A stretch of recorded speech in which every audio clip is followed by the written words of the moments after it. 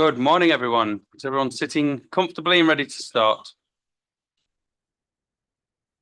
I'd take that silence as yes. So welcome to this morning's licensing committee. My name is Councillor James Gibson and I'm chair of the licensing committee. And I'll hand over now, please, to Helen to outline the procedure. Thank you, Chair.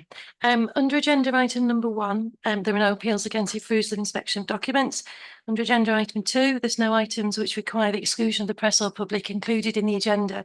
However, the committee will note that the report on the Leeds Festival 2024 does highlight that members may consider it appropriate to go into private session or the public be excluded from that part of the meeting to allow Mr Ben and Festival Republic and any of the partners to provide members with any exempt information associated with the festival this year.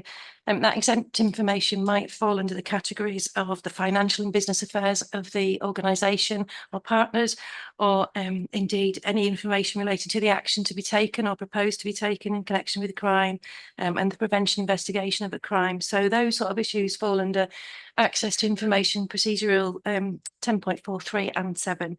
So I'd ask the committee to consider that during their discussions on the item, and at any point when you think that kind of information is going to be talked about, members are asked to consider moving into private session. Thank you. Under agenda item number 3, there's no formal late items of business. Item number 4, can I ask members to disclose any interests, please? I see none, thank you. Under agenda item number 5, apologies for absence have been received from Councillor Buckley, Councillor Bowden, Councillor Seary and Councillor Senior. Thank you. Smashing. Now we're all familiar with the procedure. I think I'll remind everybody that we are live on webcast as well. So the public will be viewing this meeting. And she'll go around and introduce ourselves. Let's do that. That's always good, isn't it? Left, please, starting from the left. Good morning, my name is Robert Brown. I'm a legal officer and I'm the legal advisor to the committee today. Morning everyone, my name is Tom Hinchcliffe and I represent Bramley and Stanley Ward. Stephen Holroyd Case, Ardsley and Robin Hood Ward. Good morning everyone, Councillor Sharon Hamilton, Moortown, Meanwood Ward. Good morning, Lisa Martin representing Round Hayward. Luke Farley, Labour Councillor for Bermondsey and Richmond Hill. Kate Haig, Labour Councillor for Farming Wortley. Good morning, everybody. Councillor Asghar Ali, Labour, Gibden and Hare Hills. Thank you.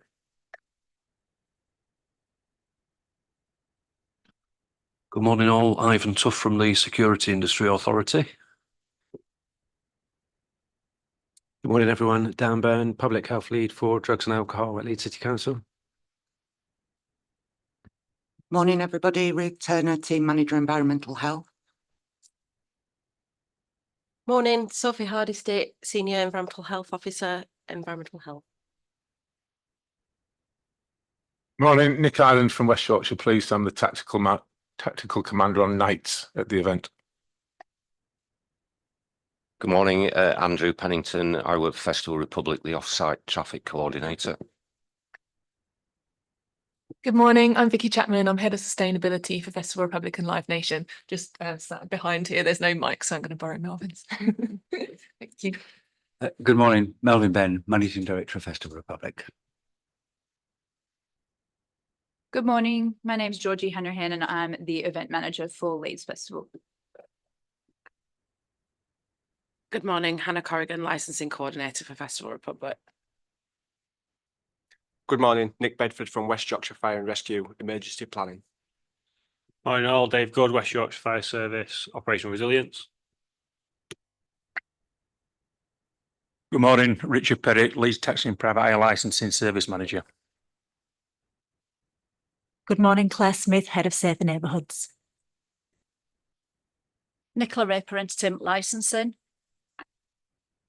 Good morning, everyone. John Mulcahy, Chief Officer, Elections and Regulatory. Morning all, Chris Fothergill, Immersive Planning Manager from Yorkshire Ambulance Service and Safety Advisory Group Representative.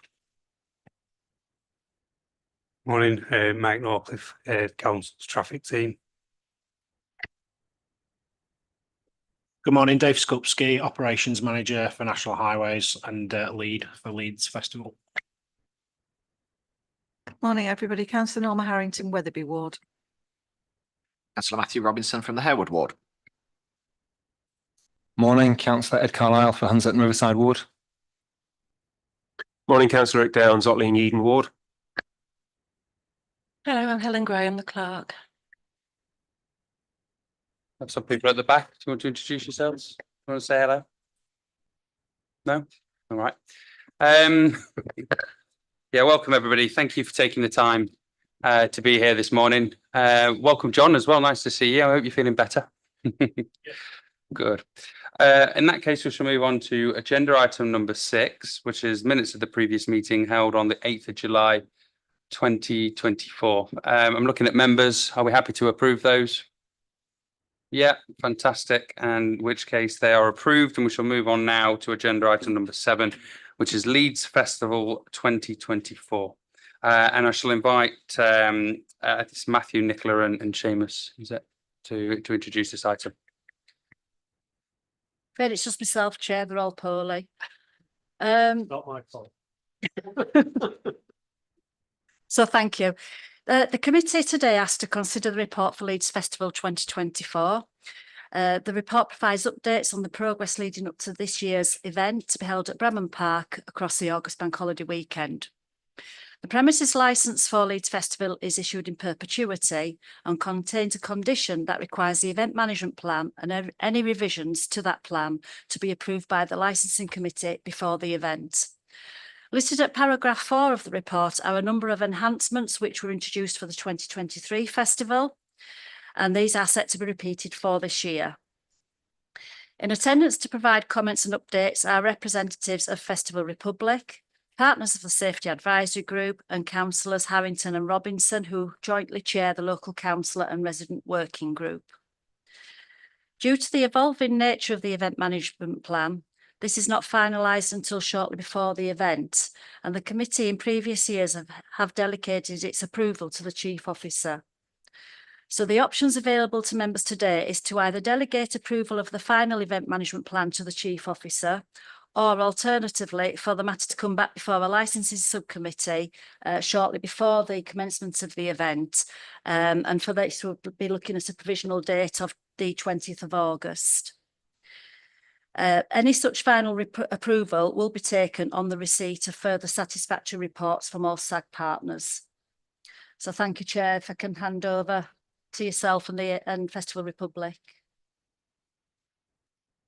Thanks for that, Nicola. Members, do we have any questions for Nicola and the team? No?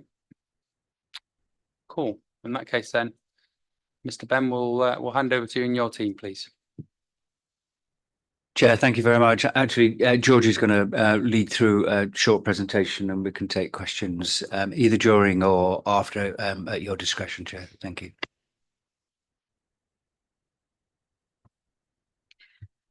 Hi, everyone. Firstly, I'd just like to thank you all for your time today and for providing us the opportunity to present this year's event to you. I've created a presentation which you can see on the screen here. And first, I'll just provide an event overview. I don't know if you can click through. Starting with the headliners and the lineup for this year's event. On the Friday, we'll see Liam Gallagher, Catfish and the Bottlemen and Skrillex. On Saturday, Blink-182, Jerry Cinnamon and The Prodigy. And Sunday, our final day, being Fred Again, Lana Del Rey and Sonny Fodera. Some site plan updates for this year. Within the arena, since last year's event, we have seen a current shift in music trends that has influenced a change in the stages operating at this year's event compared to last. With Main Stage West, BBC Dance, Radio Extra and the Alternative Stage not operating at this year's event. However, we are introducing the Chevron Stage, BBC Radio 1 and the Aux in 2024.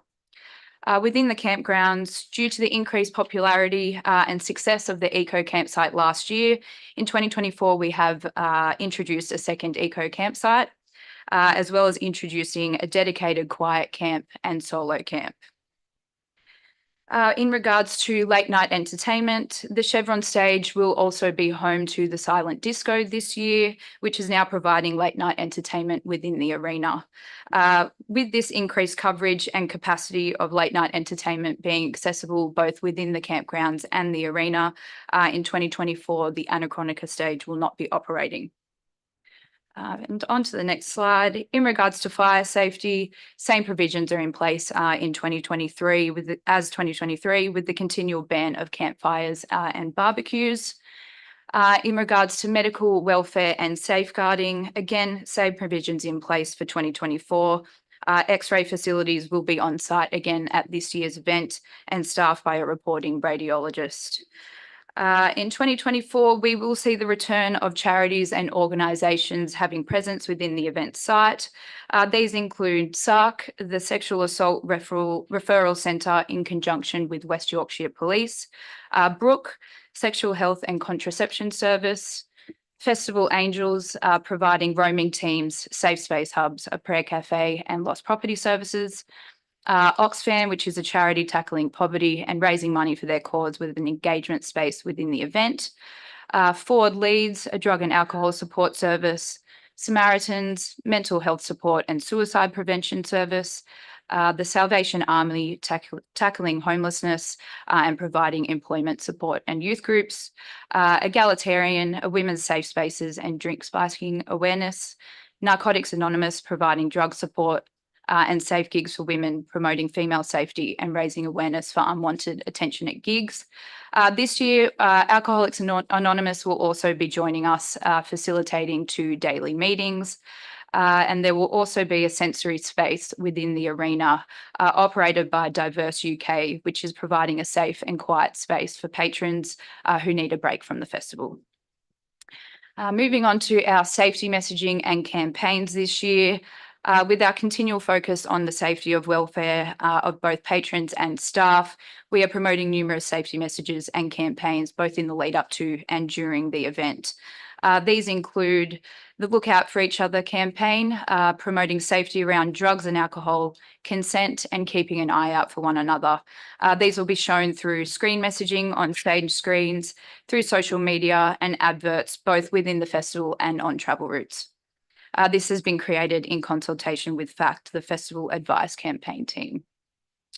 We will also be promoting the Ask for Angela campaign this year, which is a phrase used by patrons to indicate to staff that they need help. And these posters that you can see on the screen here will be located in toilets and bars, as well as the Enough campaign to stop violence and harassment against women and girls.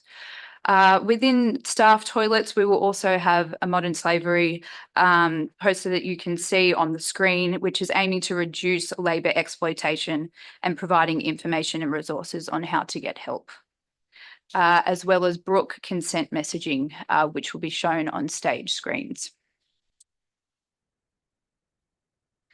Air hubs will be returning in 2024 with the success of these at last year's event. These are assistance, information, response hubs, providing information and support and signposting to welfare facilities on site. These are staffed by community groups and charities, including People Matters, Festival Angels, Age UK, Andy's Man Club, Oxfam, S Safe and Hotbox. There will be 12 air hubs in the campgrounds providing 24-hour coverage and 1 air hub in the arena, with their main purpose to be an extra point of contact for our customers with friendly and approachable staff and available to anyone that may just need a chat or who require extra support in calling for assistance. In regards to alcohol management, again, same provisions in place for 2024. With the success of ID checks at bars, this will be operating at this year's event. We will also be operating the QR system this year, which was capturing data for 16 and 17-year-olds attending the event with or without an adult. And this data will be shared during the event at daily SAG meetings. In terms of security and stewarding, again, same provisions in place for 2024. A security management plan has been developed and discussed with Leeds City Council, West Yorkshire Police and our security providers. PNC checks will be undertaken on all staff, including volunteers, with SIA licence checks being administered by the Security Industry Authority. And our enhanced drug detection operations will continue to be in place at this year's event. In regards to sustainability, as mentioned earlier, there are 2 eco campsites at this year's event, with 15% of our campers electing to go into these camps, which is up by 25% from 2023. Both Climate Live and Music Declares emergency campaigns will return this year, with the addition of Decathlon on site promoting a No Tent Left Behind campaign, offering on-site click and collect tent services, as well as mobile tent repair services. Both the Salvage operation and the deposit return scheme are returning at this year's event, with the addition of on-site waste sorting this year. Moving on to noise management and environmental health. As mentioned earlier, due to the increased coverage of late night entertainment opportunities in both the campsites and the arena this year, the Anachronica stage will not be operating, as well as seeing 2 campsite DJs rather than 4. Off-site noise monitoring will continue to take place in surrounding villages, with our letter to residents scheduled to be distributed and the local resident website now being live along with the resident hotline. Water safety management plan, same provisions as 2023, with frequent water testing occurring during the build and the event phase, and food safety, including independent EHO, again, same operations as 2023. In regards to traffic management, the 2024 traffic management plan improvement and changes that we will be seeing is the National Highways being responsible for the Junction 44 during egress. On the A1M southbound approach to the Junction 44, there will be a hard shoulder closure, as well as enhanced signage in surrounding areas. There will be roadworks on the A1M during the event. However, consultation through our traffic subcommittee and with the main works contractor has been conducted and will continue to do so. In terms of the pick-up and drop-off, Hackney Carriage, Uber and private vehicle area, this will be managed by event people in 2024, who will also have a representative in event control, and there will be additional lighting and internet provisions in place in this area for this year's event, as well as safety messaging for taxi and private vehicle customers, again, being in place this year. Multiple forms of communication will be utilised both in the event planning phase and during the event. These will include on-site signage in form of LED signs, VMS, as well as Corex signage. There will be help maps showing locations of medical and welfare services, as well as You Are Here maps for wayfinding. The festival app will also be running this year with the ability to send through push notifications to our patrons, as well as social media and the website, with our social media team being on site and having the ability to post safeguarding messaging in real time. We will also use stage screens and the PA to communicate to patrons, as well as pre-event emails to all ticket holders. Further planning and preparations, we will be having our tabletop exercise tomorrow with our final SAG meeting on Wednesday, the 14th of August, our final EMP submission on Friday, the 16th of August, and our councillor's site visit on Tuesday, the 20th of August. Thank you. Excellent. Thank you very much for that. Last year, I offered praise for the improvements that we saw at the festival. We'd worked closely as a licensing committee with yourself, Mr. Ben, and your team to make improvements. It looks to me that those improvements are still there. I'm going to reserve the right to offer you praise at this point until we've had a chance to test that out. So what I intend to do, this is how it's going to work. Obviously, members will have the opportunity to ask you any questions following your presentation. However, then I will move to our partners from various partner agencies to ask them questions. I know what improvements were made alongside each partner agency. So with Highways, with West Yorkshire Police, with the Fire and Rescue Service. So I'm going to double check the improvements that we made last year are still there alongside with the partner agency and with yourself. So you can both have the opportunity to speak, both yourself and the partner agencies. So I'm just going to make sure that everything that we agreed is still there and in place. Does that make sense? It does, Chair. Yes, thank you. In terms of the running order, then this is the way that we're going to do it after members have had the opportunity to speak to yourself. So we've got ward councillors, Norma Harrington and Matthew Robinson. So we're going to let those guys go first. Then we're going to go to National Highways, LCC Transport, LCC TPHL, YAS, LCC Safer Leeds, Public Health, Environmental Health, Emergency Teams, SIA, West Yorkshire Fire and Rescue, and then finally West Yorkshire Police, in case we need to have a closed session. Is that okay? Is everyone clear with that? Is it, if anybody needs to get off earlier and needs to be bumped up that running order, let me know. Now's the time to let me know. No? Cool. Okay, in that case, I'm going to hand over now to members to ask questions following the presentation. Councillor. Good morning. Thanks for the presentation, and thanks for all the work you're doing. I'm particularly interested in the salvage operation, or rather trying to minimise the need for a salvage operation by trying to make sure as much stuff is taken off site when people leave. So just a few quick questions, and if I've asked too many questions, stop me and I'll stop. Yeah, please do. So to what extent have you been able to take on the feedback from some of those who've been part of the salvage operation, like needing more time and feeling like a lot of time was wasted last time? So that's just some of the feedback they offered. I also wondered if you're doing anything new this year with incentive schemes, like there were emails exchanged last autumn about how you can incentivize people to take the stuff off site in the first place, because I think we'll agree that we want people to take stuff. We don't want to have to do lots of salvaging.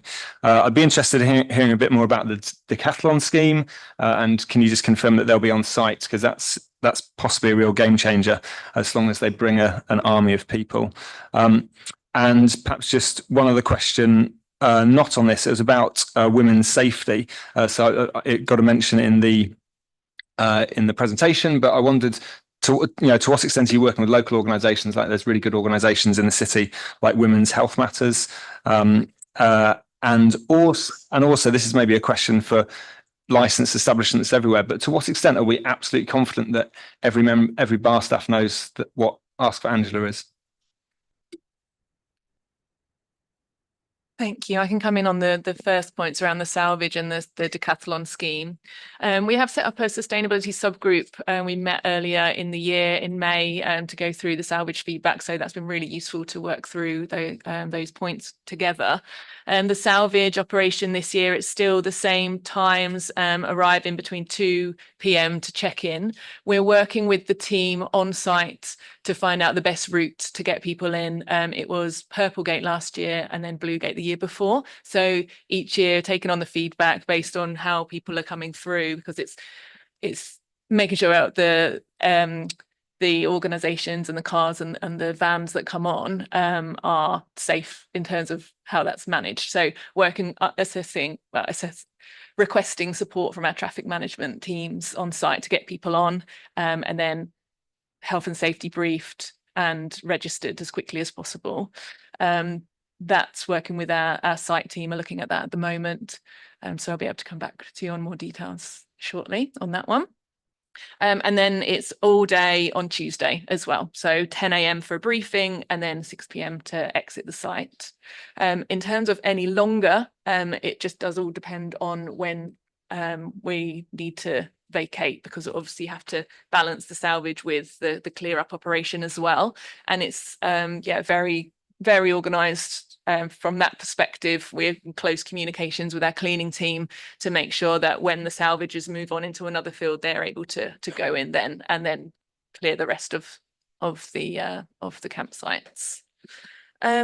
The incentive scheme, well, decathlon is one of the incentive schemes this year for sure. They're actually providing a rental option so that you can click and collect the tents beforehand, arrive at the festival, pick it up at the festival, and then drop it off afterwards. So they're doing a take back scheme. So if you don't want to keep the tent, if the customer doesn't want to keep the tent, they can return it back to Decathlon as long as it's resellable and it's not completely ruined. There's some kind of finer details in the small print, but that's it.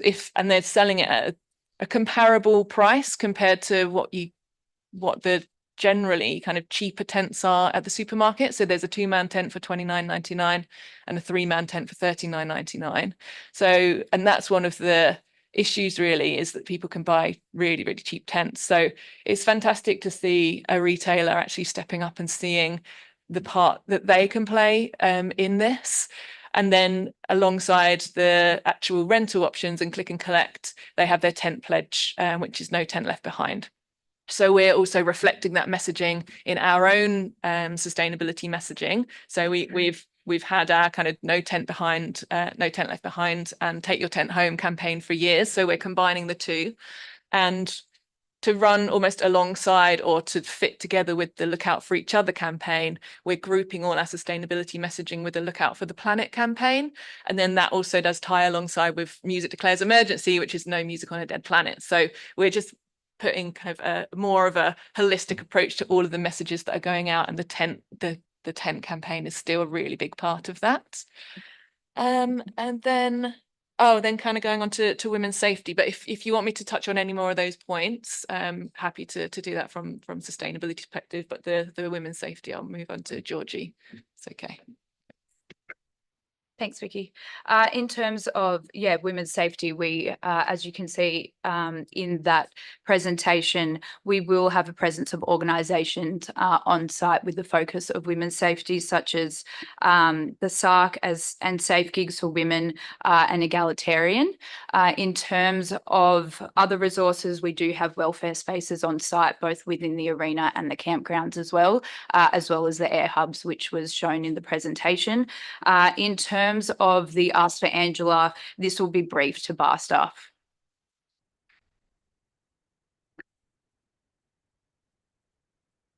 There is probably more to discuss around women's safety in the closed session with the police as well, if you remember, cast your mind back to last year. Okay. Councillor Hamilton then, please. Thanks, Chair. My question is regards to last year, you introduced the admission procedure with detecting dogs at each entrance. You didn't mention that in your presentation. Will that continue? And also we asked last year about the Wi-Fi system with regards to the taxi area, so people would able to get their Wi-Fi working with the taxis. So is that going to be in place also this year? Yes, there will be provisions in place in the pick-up and drop-off and taxi area for Wi-Fi. And in terms of the enhanced drug operations, it was mentioned in the presentation that these will continue this year with drug detection dogs and behavioural detection of dogs as well. And Councillor Martin. Thanks for that. It's really good to hear that double the amount of people that want to go on the eco campsite, but can you spell out what makes it an eco campsite, please? On that one, yes. So first of all, we ask customers, it's free to stay in. You don't have to pay any extra to stay there. It's just we ask customers to sign up to a pledge, which is agree to take their tents home, look out for kind of the environment that they're camping in, and to kind of enjoy kind of each other's like in surroundings and look out for each other as well. So it's kind of got a community aspect to it. We also have compost toilets in those campsites, and we provide, just as a thank you really for signing up to the pledge, a yoga space as well. So there's a marquee, so we have morning yoga, which is really popular, which we found that just also does add to creating that sense of community. It's a really lovely space in a nice part of the festival, and we found that it's people who actually want to be seen to care and to take their stuff home. And it's the fact that it's growing every year and it's now 15% of the total audience. That's exactly where we want to be. You know, like people see that you can make a difference. And there are people on site who do want to be seen to participate in the kind of the green initiatives. So yeah, we're really pleased that it's growing. In terms of the numbers, yeah, it's like 11,800 people for both the campsites, which is fantastic. So really pleased. And last year, yeah, every year we've done it, there have been no tents left behind, or like one or two. Like as we grow, that is something that we do need to make sure we still keep that connection with the campers. And we have a big green team in the campsites as well, and that really helps. They build that connection with those staying, and yeah, people seem really proud to be part of it. Follow-up question, Councillor Hamilton, from your initial one. Just another question. Yeah, there is a list. You have to wait now. Sorry. Councillor Hinchcliffe is first, please. Thanks, Chair, and thanks very much for the presentation. Just a couple of questions going back to the salvaging point. From Councillor Carlisle, who I know has done good work on this, as well as Councillor Wilson, who was formerly on this committee.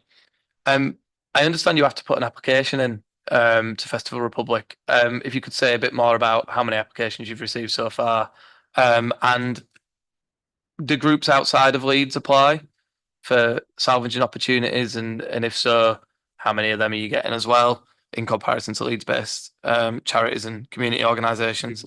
I know you said about salvaging on eco camps, and that people do tend to take their tents away, but eventually when these camps grow, probably you will have more that don't take their tents away. So are you going to allow people to come and salvage on the eco camps as well, should that be the case?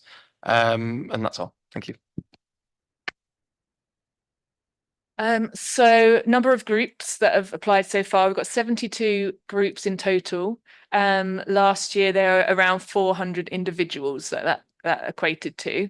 In terms of Leeds versus non-Leeds, I've got the list in front of me. I would have to go back and go through them, but the majority, I would say the majority of groups are from Leeds. We do have Hull, Bradford, Bramley, yeah, that's Leeds, Harrogate.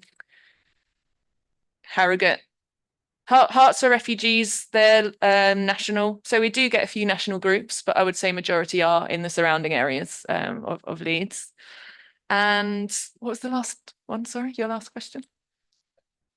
The eco camps. Oh, salvaging the eco camps. Yes, like the salvage groups can salvage wherever it's needed, but obviously it does need to be managed with the waste management team, and it does get approval from event control as to what campsites we go into once all the checks have been carried out to make sure everyone's left. Yeah, we can get salvages into the eco camps. We do also have, if there are groups who are looking for specific things like sleeping bags, we can connect up with organisations on site such as Pink Moon, who do the premium pre-pitch camping. Sometimes they have sleeping bags that they would like to pass on, so we can connect groups individually that way if they're looking for a specific thing, and it does work out quite easy just to make the connection, and then they can liaise together. So yeah, we can definitely set that up if there are groups specifically wanting to come to the eco camps. But the aim there is that there are no tents left behind, and we don't want them to get too big because we do need to keep that sense of community and that connection with people. So I would hope we wouldn't need to get there really to have a salvage group in the eco camp, because yeah, it should only really be a few tents, or if none. That's my target anyway.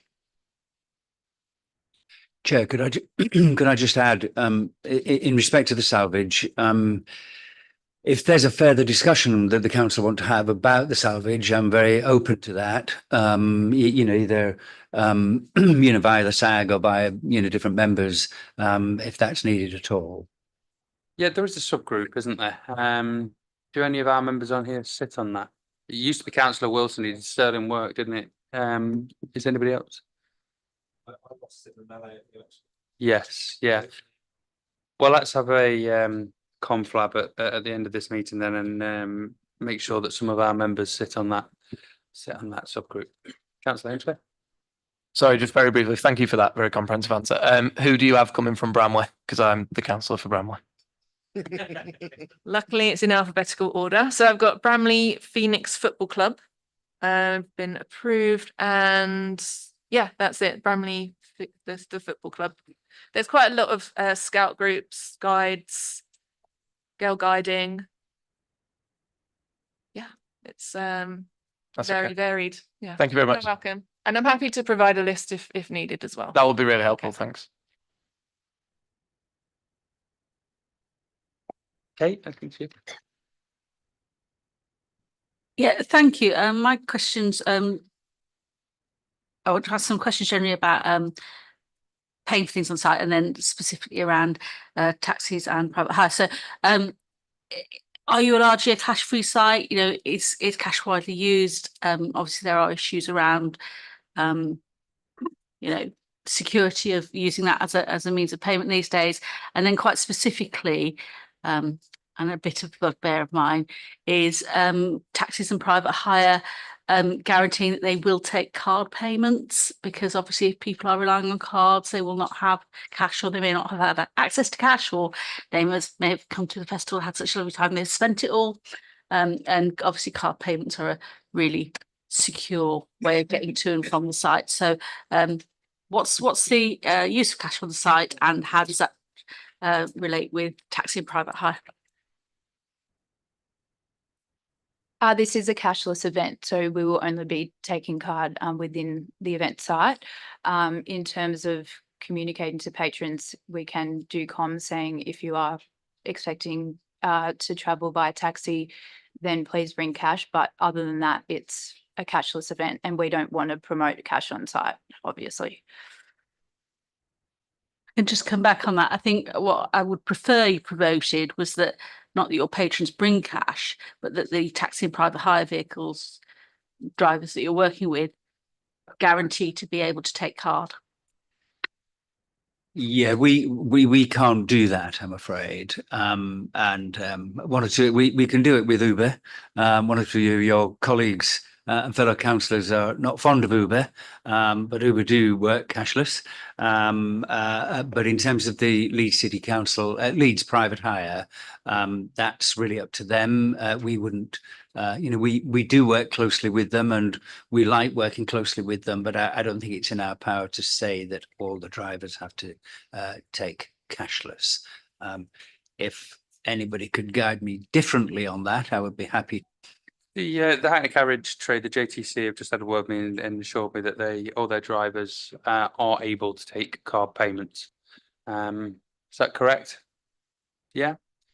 Thank you. Although I have had instances myself where I've used Hackney Carriages and they've said the card machine is off. So if any Hackney Carriages drivers are listening, I would encourage them to make sure that they fully charge their card readers, especially at Leeds Festival. So thank you, Chair, but that is not my experience. I had that experience just yesterday. I've had it 3 times in a row over the past couple of months, and I have raised it. But I can assure you that the JTC have been working very hard to make sure that their members comply with what they've agreed with their members. Okay, Councillor Ali. Hi there, guys. My question is around the national picture and what the security measures are this year. I mean, we've talked about the tents, we've talked about the welfare, lighting, Wi-Fi booster. But I want to ask, what is your security for this year, looking at the national picture? Okay, especially around where you've seen Uber drivers being singled out because of their livery stickers, they've been attacked.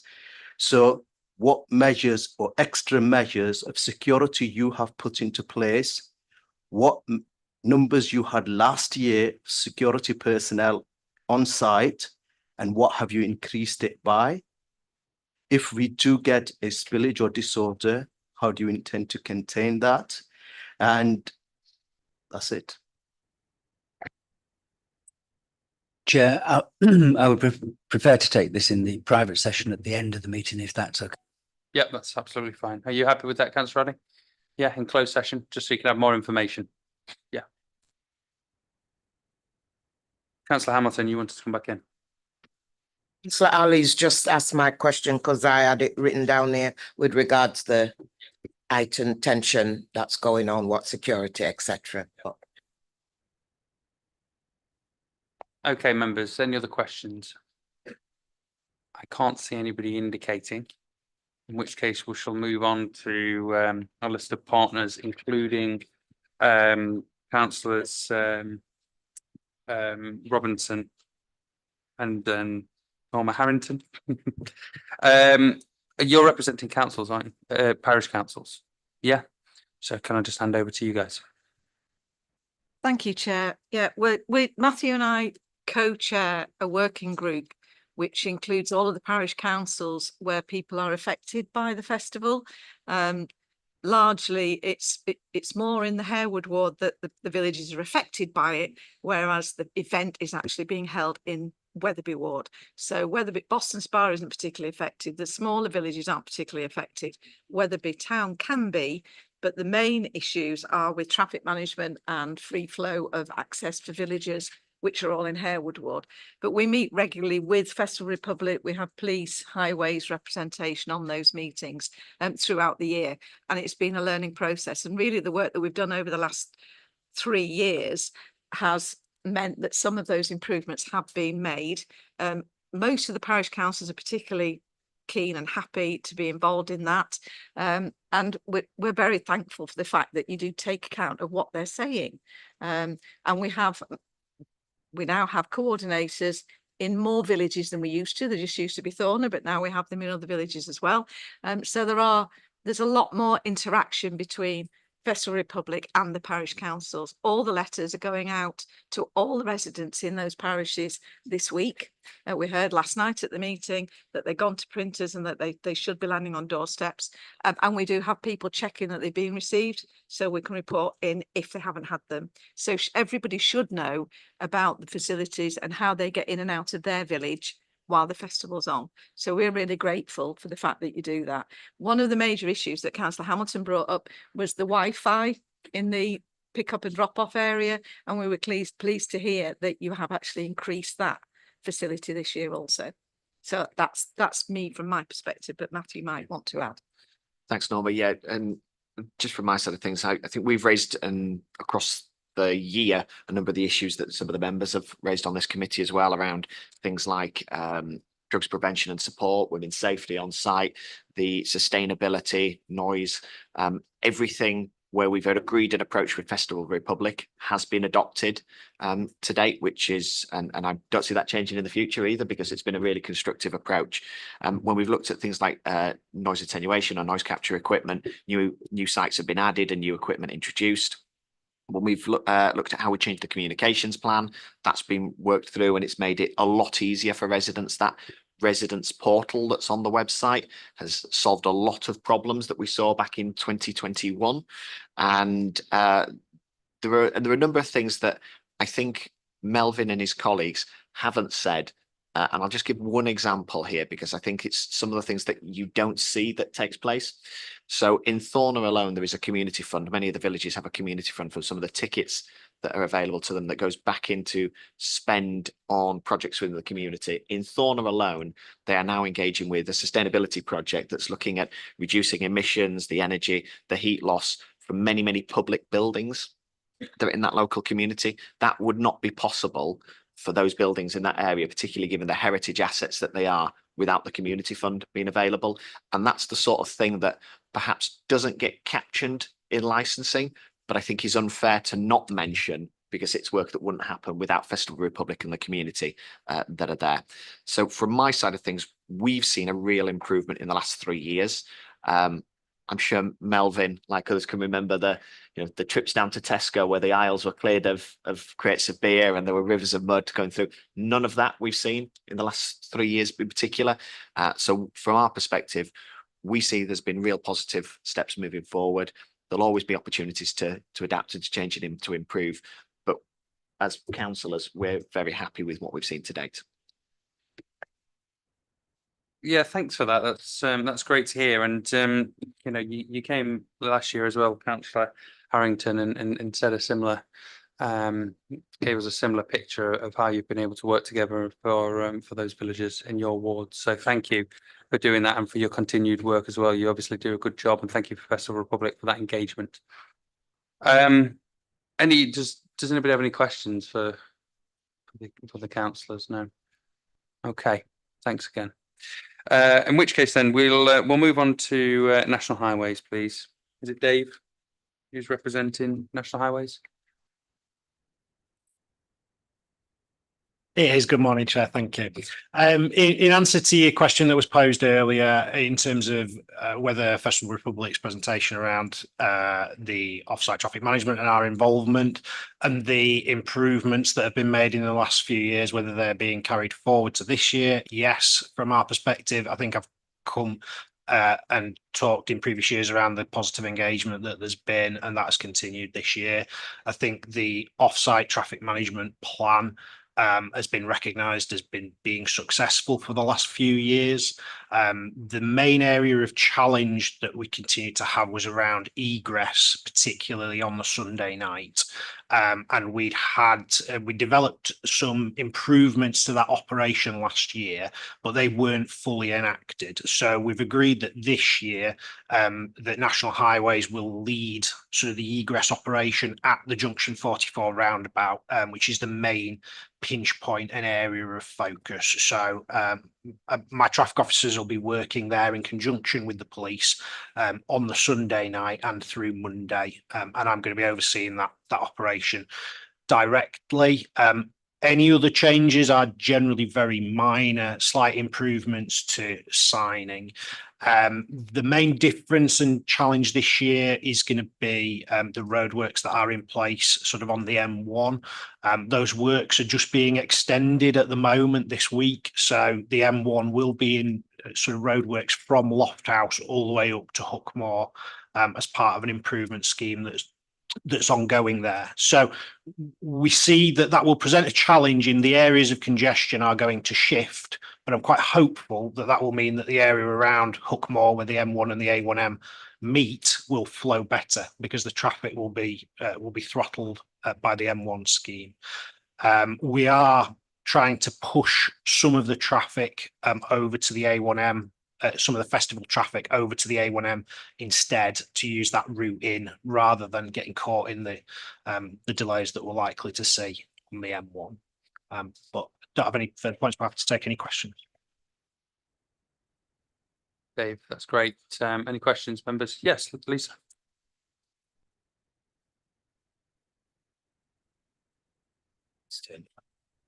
Thank you, Chair, and thank you.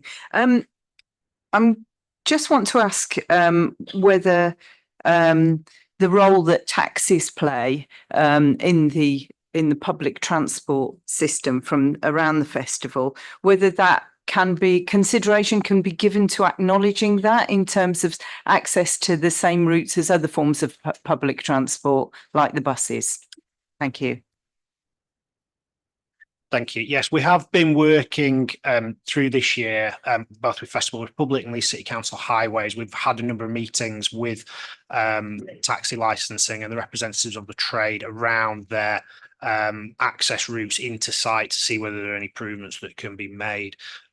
Unfortunately, changing the routes for taxis into the site would have a very significant impact on the overall traffic management plan, and particularly the one-way routing on the A64, which is the model that's been in place sort of over the last 3 years, I think, or 3 festivals. So there haven't been any significant changes that have been agreed there. So I believe the plan for taxis remains the same for this year. Thank you. Could you just go into detail about why that is? Because you see bus routes, for example, around the city where taxis are allowed. So would it not just work like that? If buses are allowed, then taxis should be allowed. And we're differentiating here. I think it's important to point out between taxis and private hire. Taxis being Hackney garages. Yes, I don't think I'm best placed to answer this, Chair. Whilst I have been involved with the group that has been meeting, I think that Festival Republic and Leeds City Council are probably better placed to answer this. Yeah, I'd agree actually. So put a pin in that one, Councillor Martin, until LCC Highways and TPHL give their feedback. Any other questions from members for highways, please? National highways, shall I say? No, just a few things from me. And this was post 2023 event. There was an issue with fire vehicle being able to access residential property due to the A64 closure. So that's what I've got on my notes.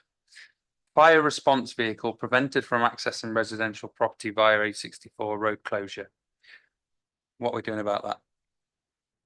That wasn't something that came to my attention, Chair, as being an issue related to specifically on our network. So again, I'm not sure whether Leeds or Festival Republic have got a better understanding around that.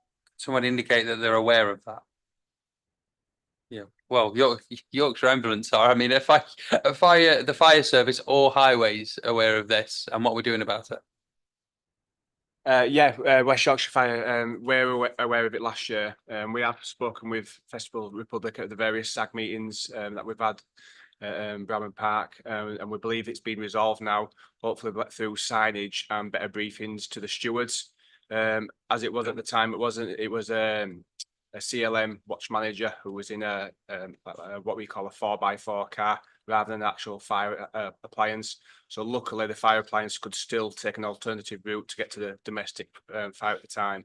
But I think it just fell down to lack of briefing to the stewards and the awareness that they should have had blue light access through that route. So hopefully this year that has been resolved, like I say, through better briefings and signage. Thank you, that's great. Can I have indication from Festival Republic that that's the case, please?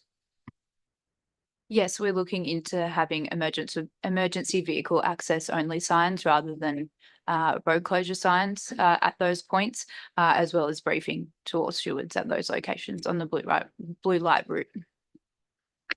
The partners are happy with that. Yeah, cool. I think that was it actually. You've covered junction 44. Kidder Lane road closure, complaints for residents overzealous security preventing walking access. Was that you or? Again, I think that's probably for Leeds or Festival Republic because it's a local road network rather than our own. Festival Republic, are you aware? It has been brought to our attention and we will have signage up earlier this year for those closures to make the public aware. Is it not possible to have walking access for the public on that particular? I mean, I don't know Kidder Lane. I'm looking at the councillors here. Hi, just to mention that we apply for some bridleway closures as part of our TTRO applications, so they are closed. I'm not sure the exact route. I would have to see that point on pathway. But yeah, we can definitely brief if we know the exact location. I mean, it makes sense that some bridleways would obviously have to be closed. Councillor Robinson. It does, and some of the bridleways go through or very close to site. And I'm mindful of what some of the earlier questions were about security implications as well. So I think that's probably something you want to deal with elsewhere, but some sensible closures over a sensible period of time, not a problem. As long as the councillors are happy with it, we're happy with it. Well, I'm happy with it, unless the members aren't happy with it, of course. It's not just up to me. Fine. Right. Thank you for that. That was great, Dave. I've got LCC Transport. Yeah, who we got from LCC Transport? Michael, you're up. Cheers.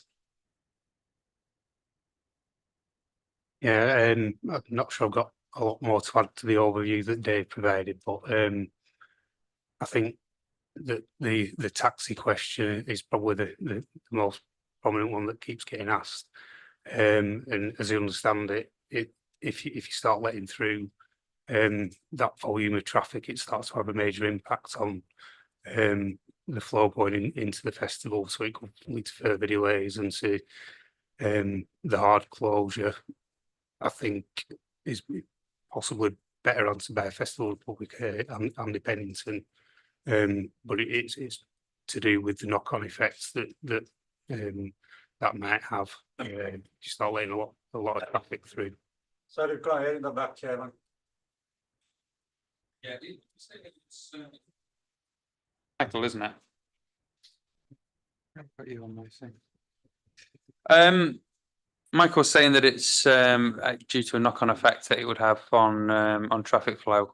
The only thing that I would push back on that is that Hackney Carriage, there's obviously far fewer than there are private hire. There's 537, is there? 520. I thought it was, well, I obviously don't know my numbers. I thought it was 537. That's what I was told. You sure about that? And obviously the status of Hackney Carriage is somewhat different to private hire, as Hackney Carriage is classified as public transport, and with so fewer. That's been the argument that has been put forward by the trade and some members of the public as well. And I was wondering if that is being considered rather than just blanket for taxis and private hire, as Hackney Carriage individually be considered for that transport route.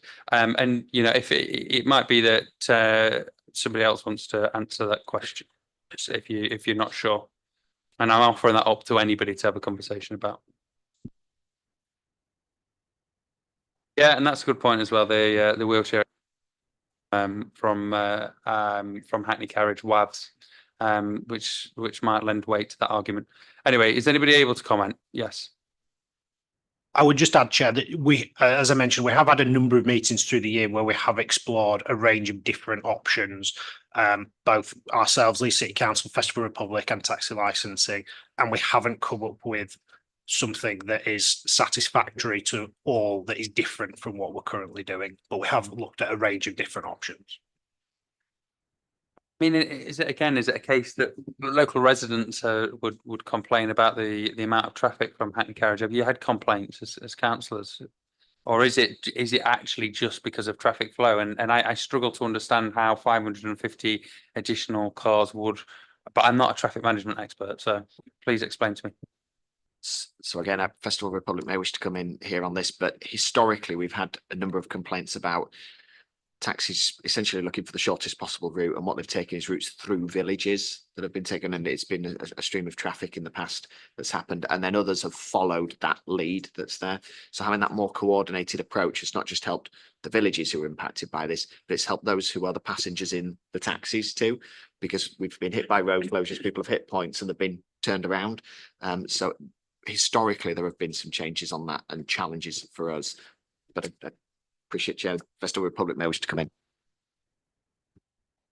Is there anything you'd like to add, Festival Republic?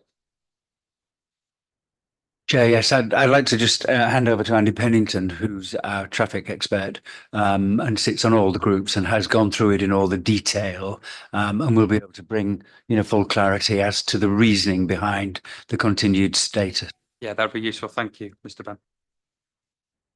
Thank you, Chair. I think from the meetings that we've had with the Hackney Carriage and the taxi subgroup this year, there's been two requests from the subgroup. The first one was to reinstate a taxi route to a location that was previously used several years ago, which is alongside the shuttle bus area, which is at Yellowgate off Thorner Road. Over the last 2 years, there's been significant changes to the site plan and design around the use of areas, and a lot of the fields around Yellowgate are now utilised for other parts of the event, and primarily accessibility, parking and facilities. So there is actually no capacity to have even a small number of additional vehicles or taxi usage at that location. So that effectively rules one query out of the arena, so to speak, because there isn't the room to facilitate a taxi rank. It was moved down to the red gates approximately 4 years ago, 5 years ago, I think, to alleviate problems through Thorner Village, particularly with taxi routes. And as I say, the redesign of the whole site means that there just isn't the space. So that has been fully discussed at the subgroup meetings, and the reasons explained why we can't accommodate them on the bus route. So I hope that will answer the councillors' questions as to why they're treated differently around the festival site. The second request was in relation to the A64 and the red bus closure and whether it's feasible to allow Hackney access through the red bus closure to the red car park, the south car park area, to the taxi rank. So the taxi rank is located on an entrance into south car parks via Red Gate 1 and exits via Black Gate in a westerly direction towards Leeds city centre to enable the taxi operation to have access to Leeds in a more expeditious manner, rather than the previous routing from several years ago, which put the taxis out of either Red Gate 3 or Red Gate 4 on an easterly route on the A64, then needing to locate or travel back to Leeds via the M1 or A1. So at the request several years ago of taxis, we redesigned the taxi area so that Blackgate was an exit. Now, when we look at the design of the whole area, if we were to allow vehicles or attempt to facilitate vehicles through the red bus closure, we don't actually have an entrance point for those vehicles to come onto site because of the whole design. If we were to do that for 520 Hackney carriage vehicles, we would then have to reroute every single Hackney carriage vehicle, private hire, Uber, and also a percentage of the pickup drop-off vehicle movement out of the site on the A64 eastbound, and all of that traffic would then encounter junction 44, which National Highways have already identified and explained the difficulties that junction poses in respect to traffic management, because we have traffic from the key to strategic route of the A1 and also the A64 converging on that point.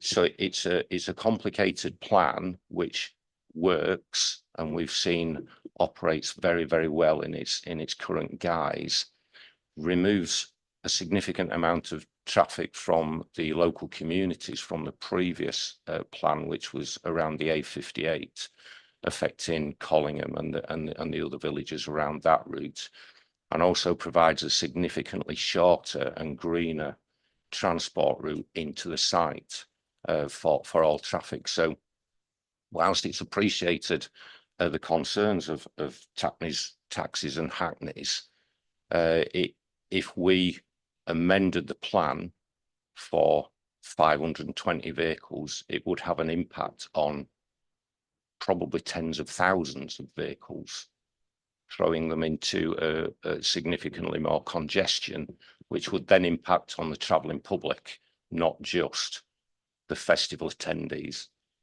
So the only people that are impacted and inconvenienced by the longer routing for the taxis are the festival attendees. Whereas if we rerouted everybody, we would impact the general public and local communities. So there are a lot of arguments and reasons why the routing that we've got is what we have. And all this has been fully discussed at the taxi subgroup meetings.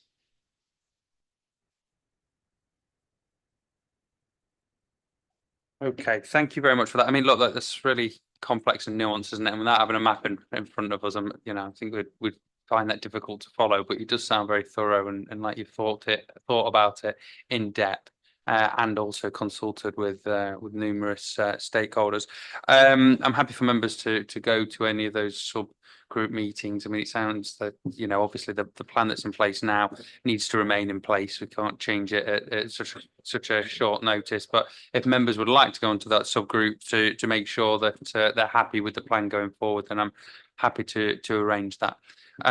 In which case, if there are no other questions for LCC highways, we shall move on.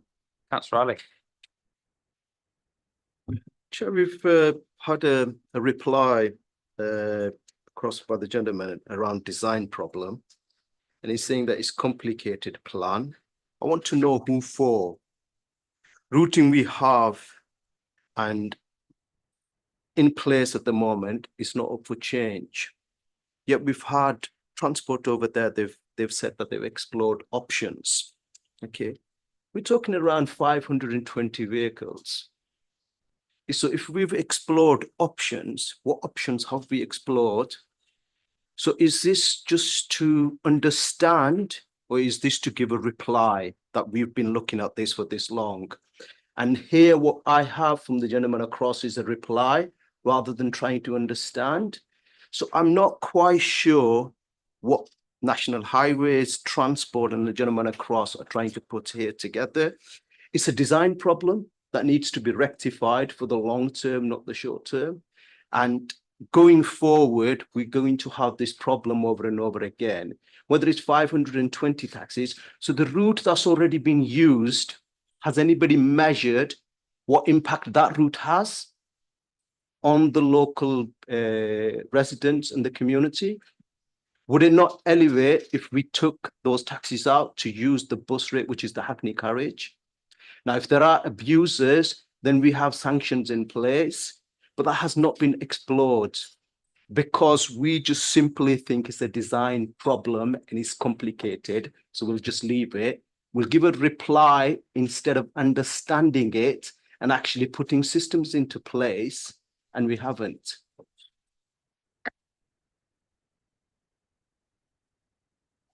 Thank you for those comments, Councillor Ali. Is there anybody that wants to reply to that, or are we happy with what I suggested going forward, which is that some of the members sit on that subgroup? I'm not entirely sure that we'll be able to get to the bottom of the question that you've asked, Councillor Ali, you know, in this meeting. But I'm happy to arrange further meetings as well as ensure that you can attend that subgroup. I mean, are you happy with that? I don't know what else that anybody could say at this point. Do you know what I mean? Yeah, but this is the point. We've been here for 2 years, 3 years, 4 years. Nobody's got to the bottom of that problem. We're replying, we're not understanding what's being asked. Highways is there, transport is there, the gentleman's over there. He's already said design problems, complicated plan. Who for? It's individual's job to actually look at that. And we're going through a same circle over 3 years or 4 years, yet we don't have a solution for that.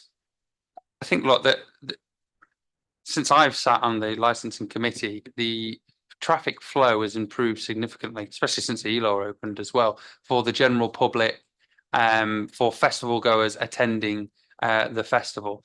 The specific issue that we referred to was access for Hackney carriages, including, and obviously that has benefits for festival goers and also potentially disabled festival goers, and something that we wanted to explore.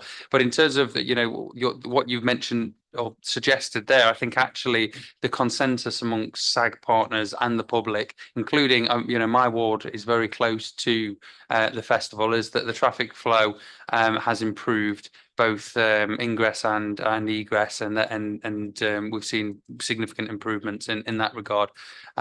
So I don't think there's a significant problem that needs to be addressed. I think there has been improvement. I think that it's just one particular issue, sticking point, which we've expressed concerns about, and without getting a map in front of us and being able to corroborate what's just been said, it's very difficult for us to answer that question in this meeting. So I would say again that it needs to be referred to the subgroup or an additional meeting following this meeting, unless we all get maps out in front of us now and start going through it.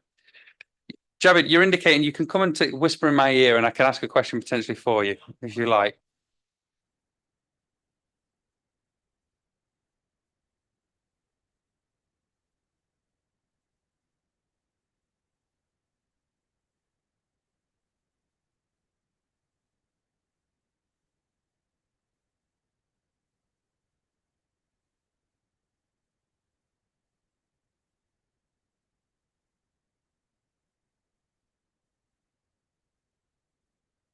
For that. That was an in-depth discussion, and we're not going to get to the bottom of it in this meeting.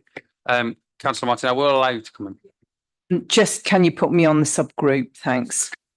Absolutely, I'll go on the subgroup as well. And Councillor Ali, you're more than welcome. Yeah. Okay, Yorkshire Ambulance Service then. Chris, over to you, please. Yeah, thanks. Just for clarity, so my remit is mainly through the Safety Advisory Group, and my remit is mainly associated with medical aspects. I know we've been asked to comment on the event management plan, but there are several appendices, one of which is the medical plan, so that's my main feedback. I know we discussed improvements for 2023 and those lessons that were identified. I'm confident they continue and they've been learned.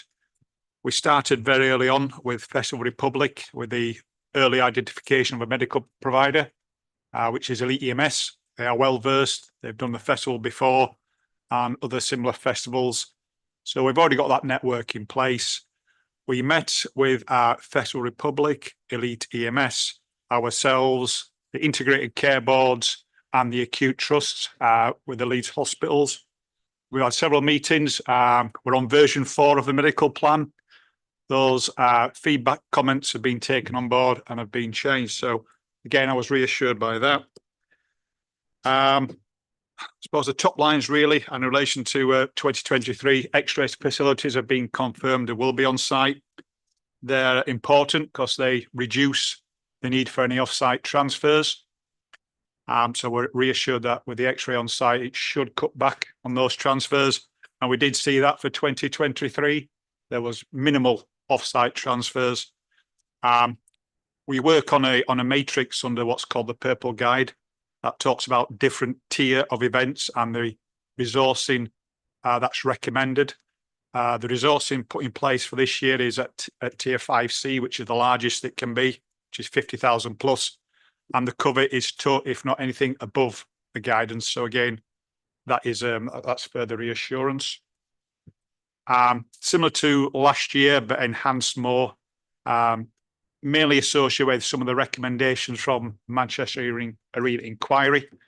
Although Martin's Law has not yet landed yet, we are seeing a lot of proactive approaches from event organisers looking at some of those recommendations, such as we are as well.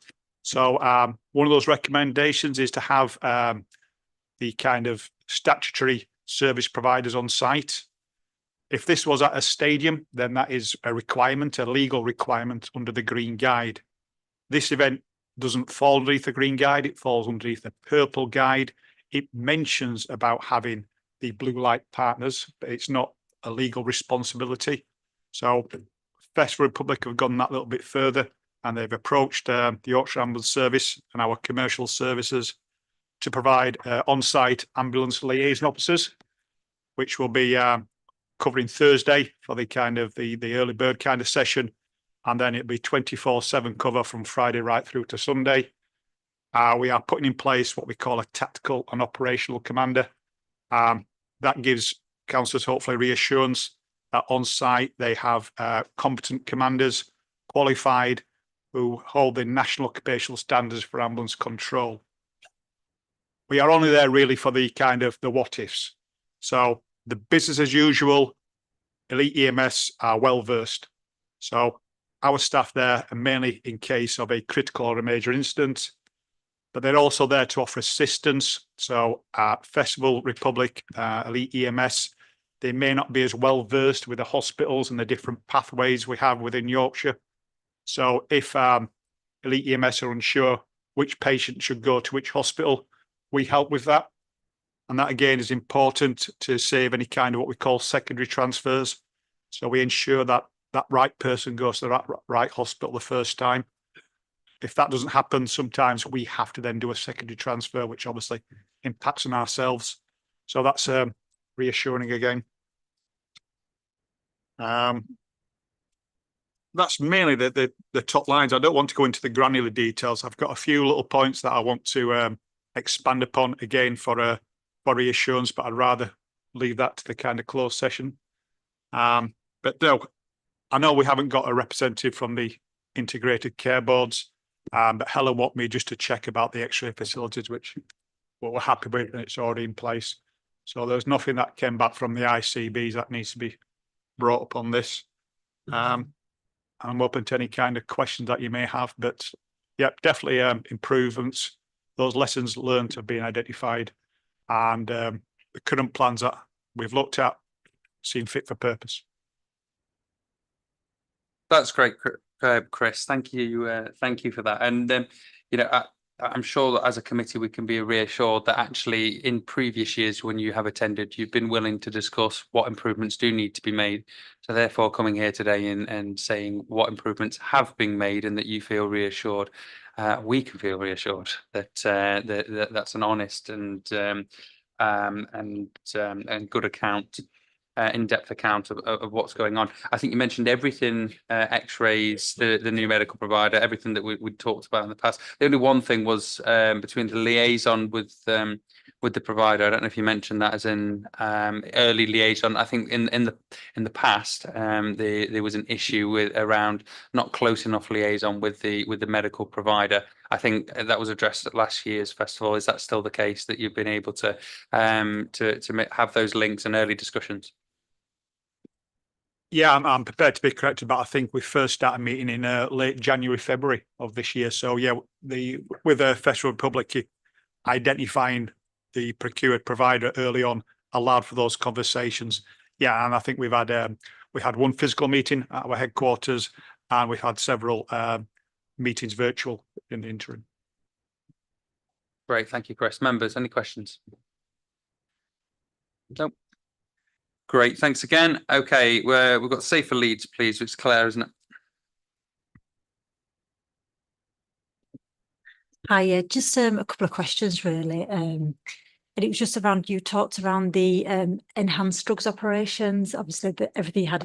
Yeah, you need to come to, you can't sort of cross-examine. It's got to, you can ask us the questions that we as members might like to ask. Might be the way to do it. Or you can come and have a conversation with me now.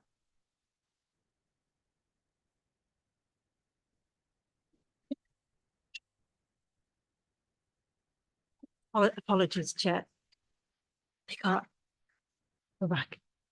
Apologies for that, Chair. It's just really good to see that all the enhanced drugs operations that are in place that were last year, it's a really positive kind of step forward, and especially around the campfires and the barbecues, because that was an area of concern for us as well. And it's just probably just more information around the enhanced drugs operations for ourselves. That was it really. Yeah. And I think we'll go into that in closed session as we usually do, if that's okay with members. And they've indicated it is. Okay, thank you, Claire.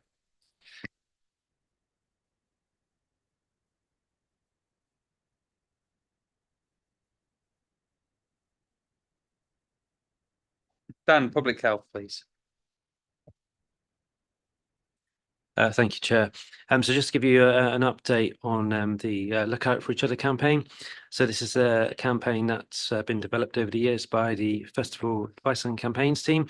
So the fact it's something that I chair. It's a collaboration between Leeds City Council Public Health, Forward Leeds, which is our integrated drug and alcohol service, Reading Borough Council Public Health, and CGL Red. Just do me a favour, please, Dan, and just put your head close to the microphone, please. Sorry. My apologies, Chair. Your fault. It's the microphone's fault, but I mean, you know, we've got to sort of roll with it, haven't we? Keep switching off. Okay, I'm very close to it now. So this is a collaboration between Leeds City Council Public Health, Forward Leeds, Reading Borough Council Public Health, CGL Reading, which is their drug and alcohol service, and Festival Republic. We've been developing this campaign since 2021, so it's the 4th year now that we're doing it. It's a drug, alcohol, and wider health, wellbeing, and festival safety campaign. It's based on now 12 animations. They're broadcast on the stage screens between all acts at both festival sites. It's also on the festival app, social media channels, and the website with key messages now on posters, on waterproof foam pouches, of which there are 15,000 given out at the festival, and the hashtags now on the main festival poster, as well as the main stage header and merchandise, including t-shirts, staff clothing, and temporary tattoos. In terms of social media, we've also now got the animations grouped into 4 groups of 3. And they've been released on social media in the run-up to the festivals. So there was one on the 22nd of July, one on the 29th of July, one yesterday, and there'll be another one next week. And the messages are going out during the festival on push notifications through the festival app, 3 a day on Thursday, Friday, Saturday, and Sunday. So that's the Look Out for Each Other campaign. In addition, it was mentioned earlier, we've got Forward Leeds, which is our Leeds drug and alcohol service at the festival. So they've got an information point in the main arena where staff can provide festival goers with advice, help, support, etc. Going wider around public health, we've been working closely with the festival in relation to a few other things, including recommendations for the sale and promotion of nicotine-containing products.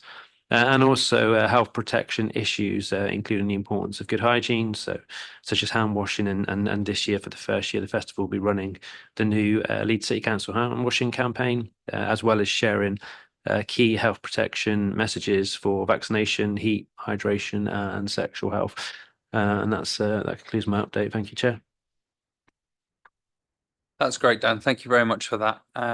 Any questions from the members? No. Okay, thank you very much. In which case we shall move on. It's Sophie, isn't it, from Environmental Health? Over to you, Sophie. Hi, so we've worked with Festival Republic throughout the SAGs. There are some changes, obviously, with the structures of the tents. Some have been removed, and we have the new chef on stage. But again, we've discussed any concerns through that with the egress. And again, we'll be on site throughout the weekend. And there's always on the Friday evening the egress meeting to potentially follow up any concerns from the Friday finish. And the food safety, again, there'll be EHOs on site checking those facilities. And it's all going to plan so far. Thank you.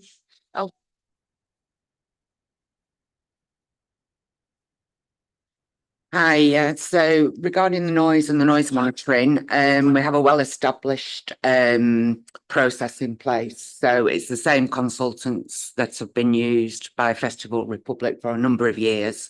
So we don't really see many changes, although there's been changes on site.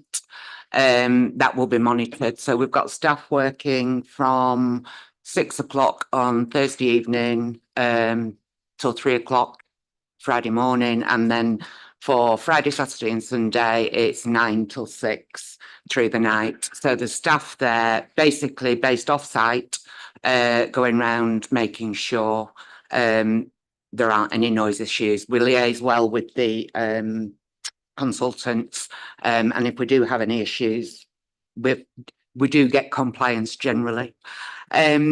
So the public website is up and running with the contact details already on there, which is good, ahead of schedule, which is really nice. So that's kind of quite a confidence builder. Those details have also been passed to the councils out of hours so that they know where to refer. Call us to. If people do want to make reports to Leeds City Council, then they will be passed directly to the officers who are working. So yeah, we don't have any concerns with what's planned for this year. It's pretty much the same as what goes previous years. It's all very good to hear. Thank you for that. Are you all right with that, Councillor Harrington? Yeah, fine. And I would say that last year we had far less, Matthew and myself had far less emails and contact from people complaining about noise. It's gone well the past couple of years. I think in 2021 we had quite a few complaints, but since then it's been steady away. Good work. Thank you very much. LCC emergencies team / SAG. Who do we have from? It's meant to be Lisa or Rachel. Are you with us?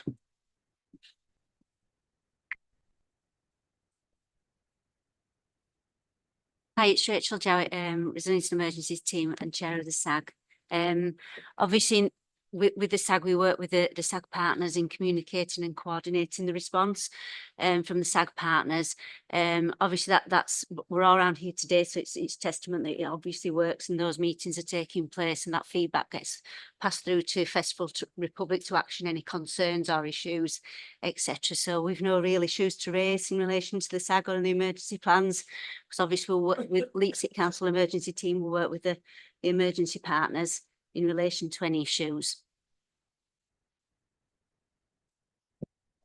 Thanks, Rachel. I received an email last night, something to do with the 12th is the first time that we can see the EMP. Is that right? Is that your remit?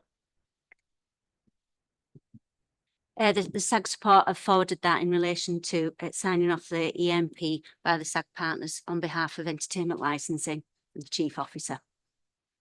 So we'll be coordinating those replies from the SAG partners to get that assurance for the chief officer to sign off the EMP. On the 12th. Is that delayed? Is that usual? The 12th? Is that? I can explain, Chair.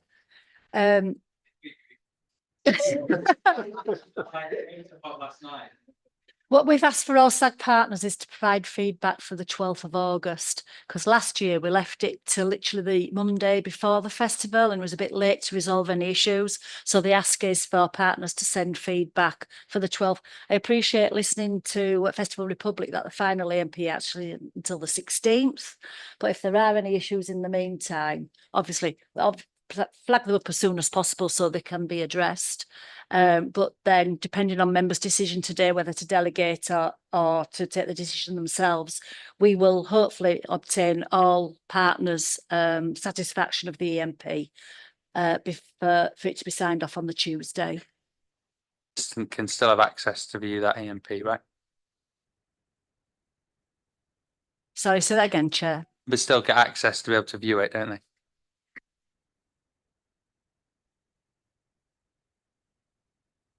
Off. Right. Yeah, if any members do want to actually view the event management plan and associated appendices and minutes from the meetings, Rachel sent out an email earlier this year, because you do need to actually be signed up to have your access. And I think there's only a handful of members that have signed up to that. So if there are any other interests, please email Rachel at the SAG or myself. Why we have this meeting, so in defence of members, that is why we have this meeting, so we can hear firsthand rather than reading through it. But of course, I would encourage members to sign up and view it. Thanks for that. We've got Ivan, please, from the SIA team. You okay? Yep. Yeah, so from an SIA perspective, we are pretty much where we were probably this time last year and probably where we will be this time next year as well. We're sort of chomping at the bit for information from security companies to provide lists of security operatives plus any labour suppliers that they will be using. And this is always very much a last minute process. It's just the way that it is in this game, unfortunately. So we've sent emails out asking for this information, and they're sort of coming back to us saying that they can't provide it just yet because they've not had their schedules of requests, instructions from Festival Republic yet. I had a conversation yesterday with Hannah at Festival Republic, and I know that that's not the case, and that all security companies have now been provided with requests for information, their schedules and such. So Hannah very kindly sent out an email yesterday, which was a little bit more forceful, saying, look, we need this information urgently, not just for ourselves, but also for the police to do their PNC checks as well. So that information has been asked for, and Hannah's put a date on that, basically asking for it by close of play today, wasn't it? If that doesn't come through to us, which I suspect some will and some won't, we've actually got a security briefing tomorrow as well, tomorrow morning at Bramham Park, where the majority of security providers, the main ones, will be represented, and therefore we can chase it up with them. And that is pretty much what we had to do last year as well. So there's certainly no panic on our part. This information will come through, but it's just I think they try and hold back as long as they can, really. So in terms of the actual festival itself, we will be doing our usual taking a team down there and undertaking checks on individuals at the accreditation stage prior to the actual festival starting, making sure licenses are genuine, making sure that the person with the license is the person that's the photograph on the license, that the correct person is using it. It's quite a time-consuming process because we're checking an awful lot of staff, but it's worked for the past few years, and there's no reason why it won't work again. And then we also have a presence during the festival as well, sort of walking around and observing people doing their role, and making sure they're doing what they are supposed to be doing. Excuse me. And I don't think there's anything else really that I can update at the moment. As I say, we're waiting for responses, and hopefully we should get that in the next couple of days to be able to commence our checks, really. Thank you. Thank you, Ivan. I do have lots of questions for you, but I'm going to hold off and let members ask any questions first. Yes, Councillor Ali. How many checks did you do last year? What are your findings, and are they working?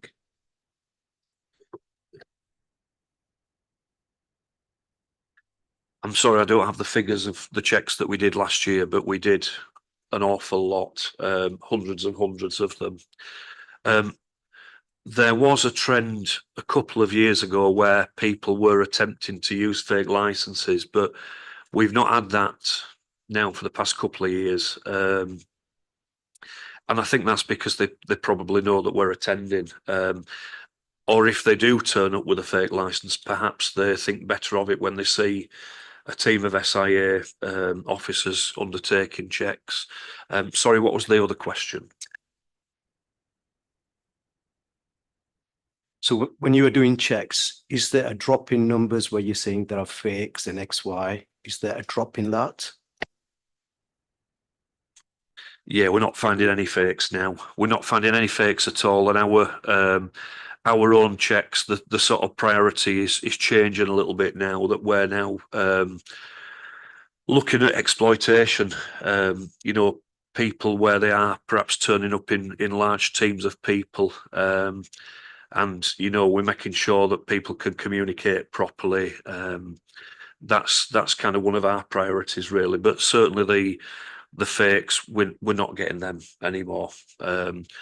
My first Leeds Festival was a couple of years ago, and we did have people attempt to use fakes then, but last year we had none, and it tends to work. The trends also take place at other festivals that we attend. We've attended a lot of other festivals, and the fakes are just not happening now. Thank you. Okay.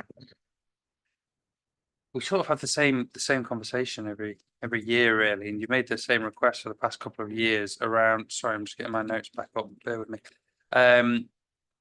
Around sort of earlier engagement from the providers. Just seems to be the sort of nature of the game that they hold off. Not necessarily anything that from Festival Republic can do about that? I mean, what's the answer? I mean, I'm very conscious at the moment, you know, we're at a time of heightened tension. You know, security, I mean, security is always important, of course it is, for some of the issues that we've discussed at length over the past couple of years. But you know, I'm very concerned about this festival with people in a mindset to cause disruption, and target other members of our community as well. So, you know, what do you say to that? Yeah, you're quite correct. It is the same every single year. Not anybody's fault concerned with Festival Republic at all. The companies all know that we're going to be requesting this information. Actually, last year we found that when we went to the security briefing, that and often it's the directors that will attend that. They weren't necessarily aware that the information had not been provided. They perhaps delegate it to operations managers or whatever, and actually when we then suddenly are able to speak to them on a face-to-face basis, they tend to then, I think last year the information probably was provided by the following day.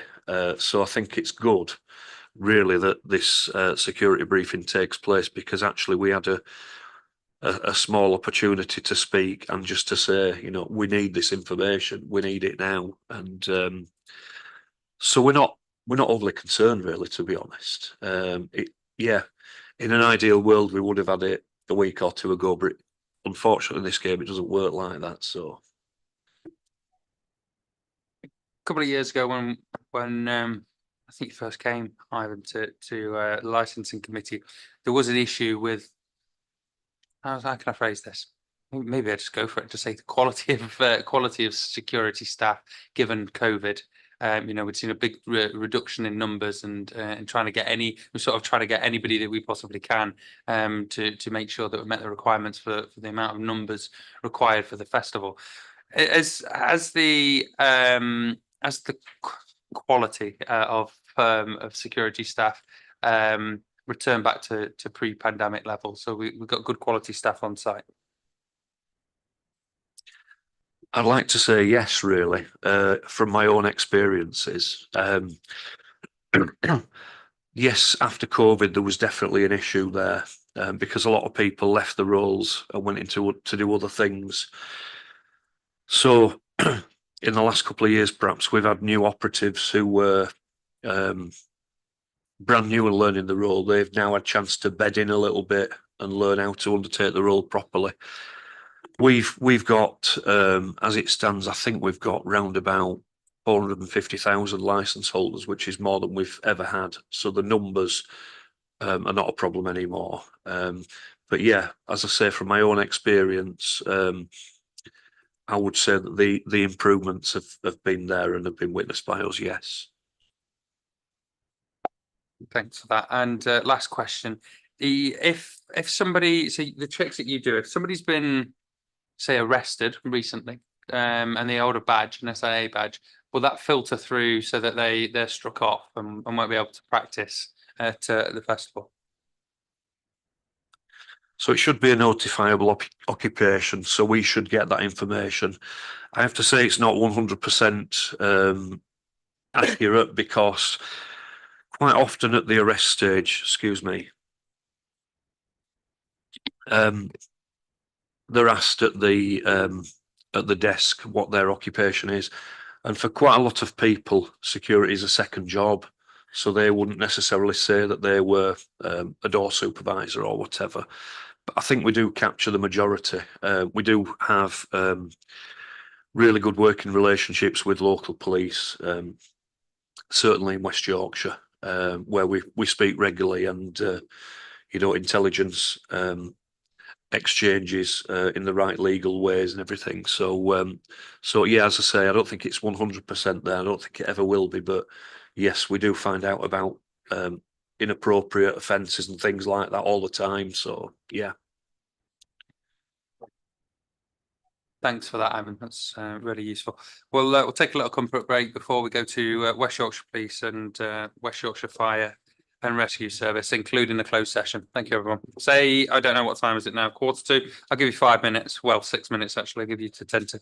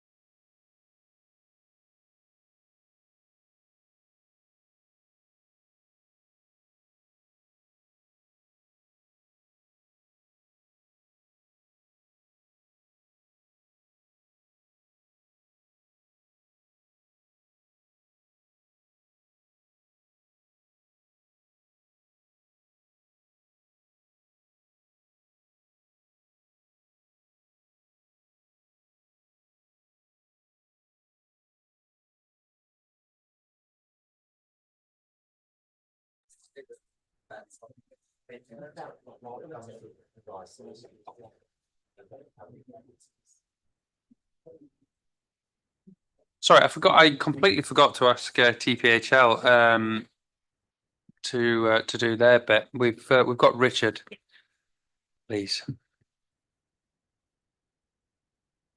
Thank you, Chair. I just want to confirm that the taxi and private hire licensing service will have enforcement officers on site each and every day of the festival. They will be carrying out checks on vehicles, dealing with any issues and dealing with any offences that may arise. We will also be asking enforcement officers from the neighbouring authorities to attend where possible. This is down to a number of vehicles that will be attending the festival will be licensed in the neighbouring authorities, so they will be able to deal with their vehicles and offer any assistance. At the meetings that we have had with Festival Republic, we have previously highlighted issues in relation to the Wi-Fi signal, lighting and signage, and I know that this has been discussed, and I just want to confirm that in relation to the Wi-Fi, that this is an open network and that there will be signage for the drivers so they know what network to log on to, because this is a crucial part that they can get the bookings and they can locate the customers. And in relation to toilet facilities for the drivers, we will have large numbers of drivers congregating at the end of each day, and it has been discussed, but I don't think it's been confirmed yet that there will be toilet facilities available for the drivers in these waiting areas. Thank you, Richard. Of course, it's up to members to ask questions, but I'm sure there's a couple of questions there that members might like to ask. I mean, yeah. Yeah, well, I did ask about the Wi-Fi before, and also just to ask, will there be toilet facilities then for the taxi drivers?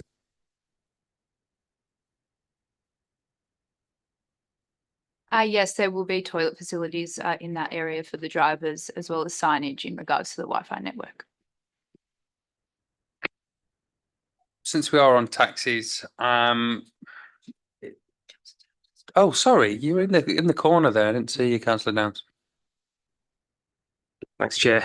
Just a quick question. You're saying about you're checking on enforcement of any issues with taxis. How many have we had, say, last year that caused a problem that weren't compliant?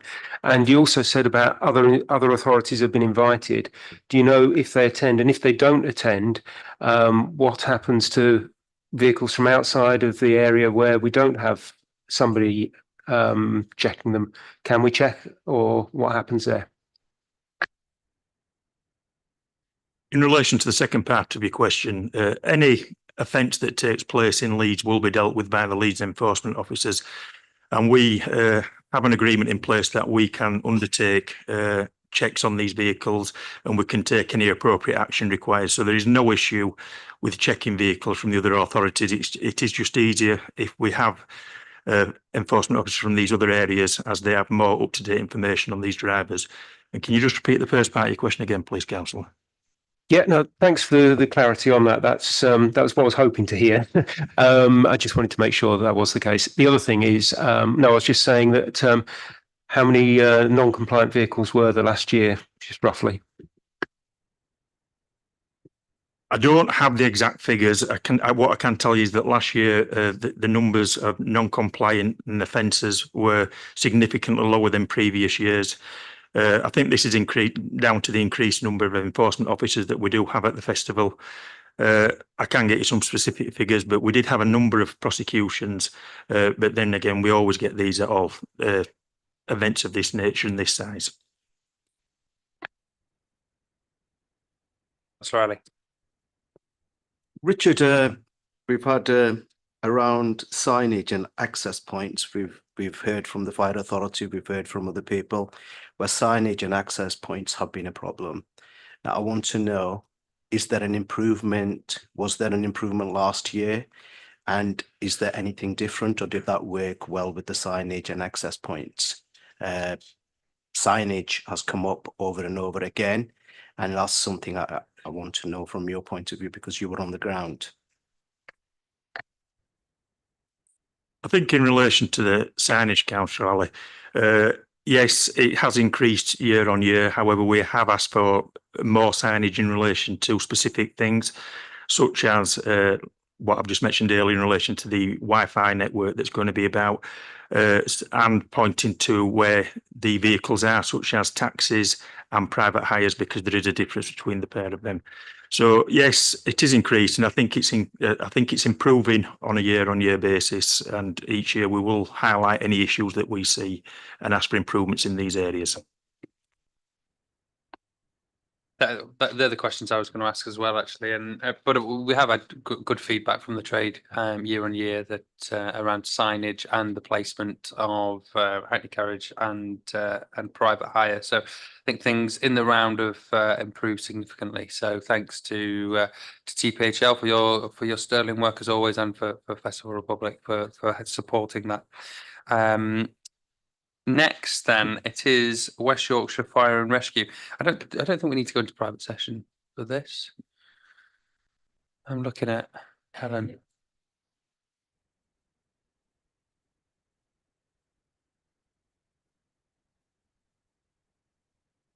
West Yorkshire Fire and Rescue, where are you? Oh, you're down at the bottom. Yeah. Do you think, did you say that there was something that you wanted to say in private session? No? All right, we'll just if we crack on with the presentation then, and if you can always be part of those private conversations, closed sessions. Thank you. Hello, everyone. So from ourselves, obviously, we've looked at the fire safety management plan. What I will say is that we have got a good working relationship we do seem to have with Festival Republic and with the on-site fire team. Although the fire service provider is changing this year compared to last year, we've always had good working relationships with them, and I don't envisage that changing this year, even though the provider is changing. Like Chris from YAS has touched on earlier, what I will say, the improvements that have been suggested to Festival Republic and that they have taken on board is that they don't have to, under the Purple Guide, have us there in attendance at the event, because they are providing obviously their own on-site fire safety team. But we suggested, given obviously events of the past such as Manchester Arena, that we do have somebody from West Yorkshire attend in event control. I'm glad to say Festival Republic were more than accommodating for the full weekend now, Friday, Saturday, Sunday, both days and nights. We will be providing a tactical and operational commander in event control for the full weekend.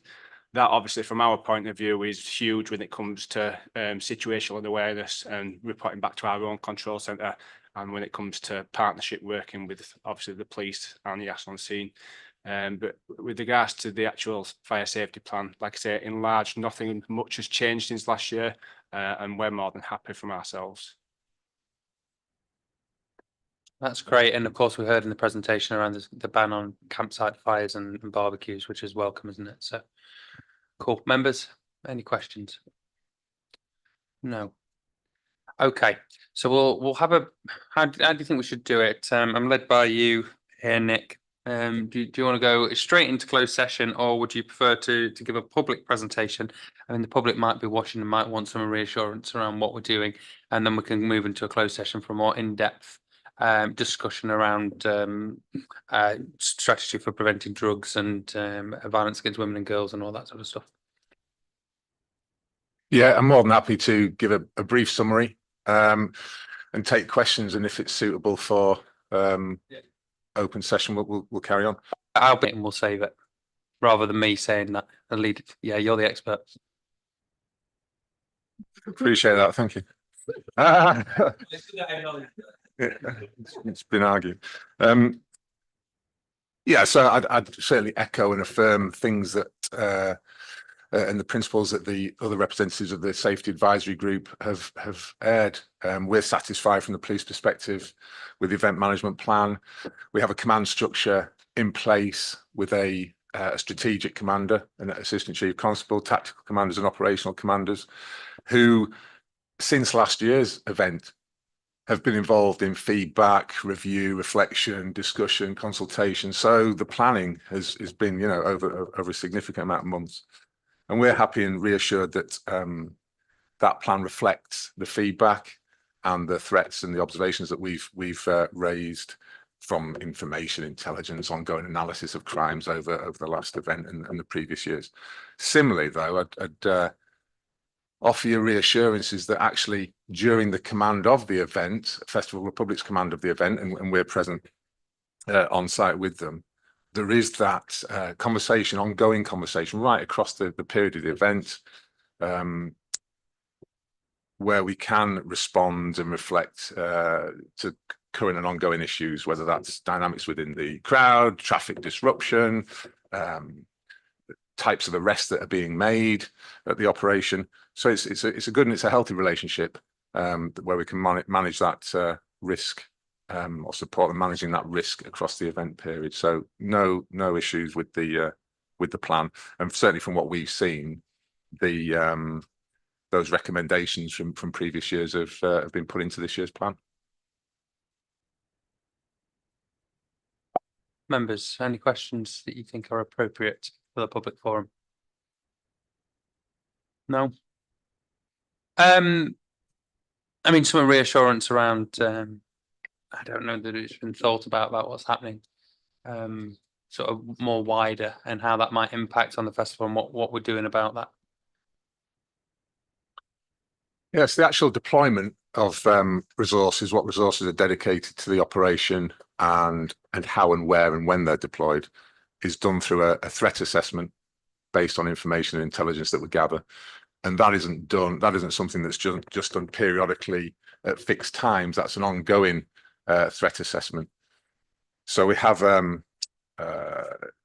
liaison with other force areas, as you can imagine. You know, we're mindful and cognizant of what's happening around the country, but in particular in relation to other events, other large-scale music events, crime patterns, trends around drugs. Health colleagues are influential as well in supporting us with understanding what that might look like, so that we can actually make an evidence-based decision in response of how we respond to ongoing threats. At this time, the numbers of officers that have been dedicated to the operation and will be deployed external to the site has been decided based on the current intelligence picture that we have. That is something that's continuously reviewed. Good. Okay, we'll move into closed session then, please, Helen. Thanks for that.